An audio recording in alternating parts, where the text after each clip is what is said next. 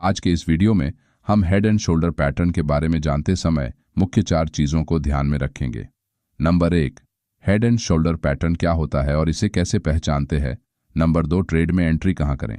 Number 3, stop loss कहाँ पर set करें। और नंबर 4, प्रॉफिट टारगेट क्या रखें। सबसे पहले हम हेड एंड शोल्डर पैटर्न कैसे काम करता है इसके बारे में जानेंगे। इस पैटर्न में कुल 4 पार्ट्स होते हैं। पहला लेफ्ट शोल्डर, फिर हेड और बाद में राइट शोल्डर और सबसे आखिर में एक नेक लाइन।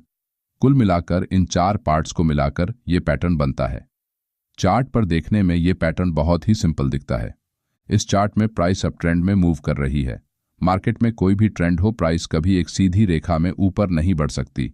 प्राइस को अगर अपना अप ट्रेंड कंटिन्यू करना है तो उसे हायर लोज का फॉर्मेशन बनाते हुए आगे बढ़ना होगा।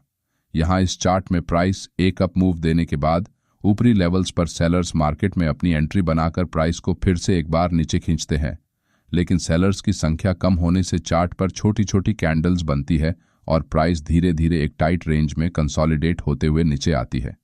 निचले लेवल्स पर एक बार फिर से बायर्स मार्केट में अपना डोमिनेंट बनाए रखने के लिए फिर से बाइंग करते हैं, जिससे प्राइस पिछले हाई को तोड़ते हुए एक नया हाई बनाती है। लेकिन ऊपरी लेवल से फिर से सेलिंग प्रेशर आने से प्राइस एक बार फिर से डाउन साइड मूव करती है और प्राइस अपने पुराने स्विंग लो तक वापस आने से इस लेवल पर एक सपोर्ट एरिया बनता है, जिसे हम नेक लाइन कहते हैं।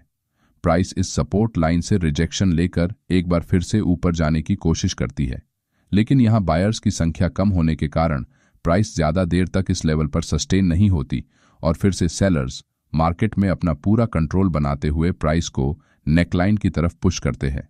प्राइस को ऊपर ले जाने का बायर्स की तरफ से किया गया ये सबसे आखिरी प्रयास है। मार्केट में जितने भी बायर्स अभी अपनी पोजीशंस होल्ड करके बैठे हैं, उनके लिए नेकलाइन एक आखिरी सपोर्ट एरिया है। अगर प्राइस यहां से और अधिक नीचे गिर जाती है तो ये बाकी बचे सभी बायर्स पैनिक में आकर अपनी पोजीशंस कट करने में लग जाएंगे, जिससे मार्केट में सपोर्ट लाइन के टूटते ही एक पैनिक सेलिंग आएगी।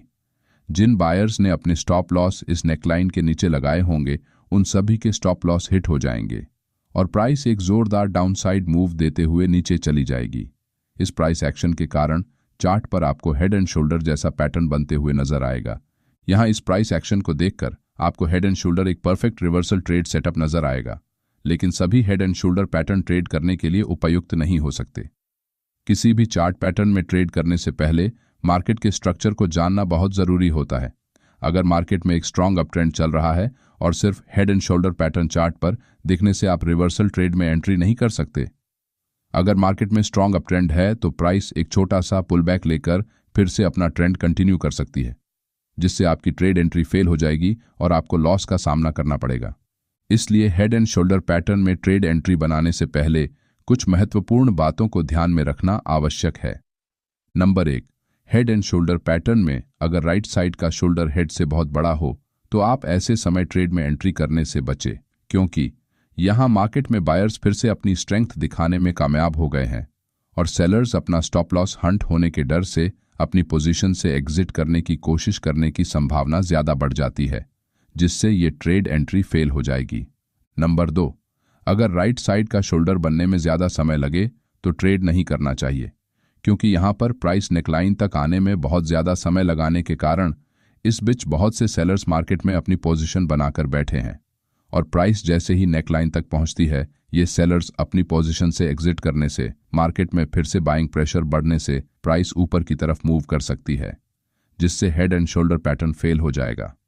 और नंबर 3, अगर राइट साइड के शोल्डर की ऊंचाई हेड की ऊंचाई के 50% से ज्यादा हुई तो ये ट्रेडिंग सेटअप फेल समझा जाता है। इन बातों को ध्यान में रखकर आप ट्रेड एंट्री कैसे कर सकते हैं, आइए ये जानते हैं। हेड एंड शोल्डर पैटर्न को एक रिवर्सल ट्रेडिंग सेटअप के रूप में उपयोग में लाया जाता है। इसलिए मार्केट अगर अप ट्रेंड में है तो आप नेकलाइन के ब्रेकडाउन होने के बाद शॉर्ट ट्रेड में अपनी एंट्री बना सकते हैं, लेकिन ये एक अग्रेसिव ट्रेड एंट्री मानी जाएगी। अगर आपको एक सुरक्षित ट्रेड एंट्री चाहिए तो आप ब्रेकडाउन के बाद प्राइस के सपोर्ट एरिया के आसपास रिटेस्ट करने का इंतजार कर सकते हैं। ये एक सबसे सही और असरदार ट्रेड एंट्री करने का तरीका है, जिससे आप फेक ब्रेकआउट्स के चक्कर में फंसने से बचेंगे। लेकिन बहुत बार ब्रेकडाउन इतनी तेजी से होता है कि आपको ट्रेड एंट्री करने का मौका नहीं मिलता। ऐसे समय आपको प्राइस का पीछा करने से बचना चाहिए और प्राइस पुल बैक करने का इंतजार करना चाहिए। अगर प्राइस पुल बैक नहीं करती तो आप इस ट्रेड में एंट्री करने का विचार दिमाग से निकाल दें। ट्रेड एंट्री के तरीके को जानने के बाद अब हम स्टॉप लॉस लगाने के बारे में जानेंगे। हेड एंड शोल्डर पैटर्न में आपको अपना स्टॉप लॉस ऐसे एरिया में रखना होगा, अगर मार्केट वहां तक मूव करती है तो आपका ट्रेडिंग सेटअप फेल हो जाएगा। इसका मतलब आपका stop loss head and shoulder pattern को ट्रेड करते समय पिछले स्विंग लो से कुछ ऊपर के एरिया में प्लेस करना होगा। अगर आप ऐसा नहीं करते तो मार्केट वॉलेटिलिटी के कारण बहुत जल्द आपका स्टॉप लॉस हिट हो जाएगा और आप ट्रेड से बाहर हो जाएंगे। अगर आप एग्रेसिव ट्रेड एंट्री करते हैं तो आपको स्टॉप लॉस पैटर्न के राइट शोल्डर के हाई के ऊपर लगाना होगा। इससे आप स्टॉप लॉस हंटिंग से बचे रहेंगे। चलिए अब प्रॉफिट टारगेट कैसे सेट करते इसे समझते हैं।